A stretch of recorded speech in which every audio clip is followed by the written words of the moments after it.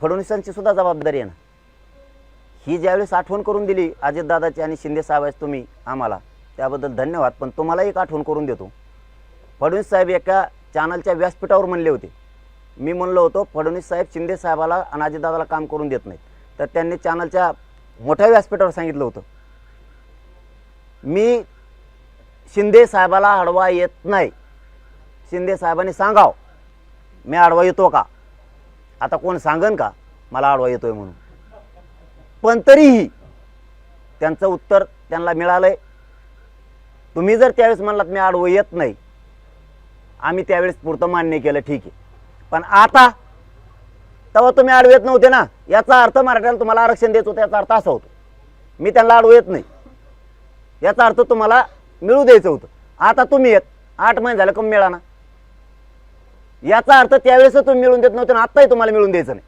फक्त आता आईचा काहीतरी मुद्दा उकरून काढाय आणि आईला पुढे करून राजकारण करू नये, तुच्छ राजकारण आहे ते। आईचा सुद्धा राजकीय स्वार्थासाठी बळी देऊ नये, आईला ढकलू नये फडणवीसांनी पुढं, स्वतः छातीवर घ्यावा सगळं काय असेल ते मर्दासारखं, मायमाऊलीला पुढं नाही घालाव। राजकीय स्वार्थ आणि सत्तासाठी ते पद टिकायसाठी आईला सुद्धा याच्या ढकलाव असा पुत्र महाराष्ट्र पुन्हा एकदा बघायला लागला।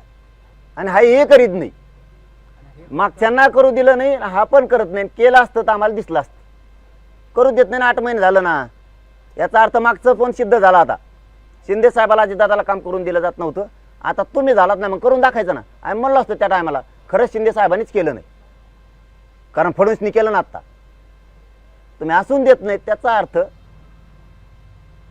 तुम्हालाच द्यायचं नाहीये, हे सिद्ध झालं। आणि मागही मिळू दिलं नाही, हे पण सिद्ध झालं। आणि आताचा नवीन डाव आलेला तुमचा, याच्यावरही सिद्ध झालं तुम्ही किती रडके आहेत।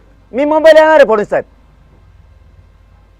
100% येणार आहे। तुम्ही किती स्टंट करा, तुम्ही किती भावनिक करा, तुम्ही आईला पुढं घाला, तुमच्या आईला सुद्धा आमच्या लेकराची माया येत असं, ह्या पोट्ट्याने देऊन टाकावं, मुख्यमंत्री झाला तर म्हणत असेल ती आई घरात बसल्या बसल्या, ह्या पोट्ट्याने देऊन टाकाव।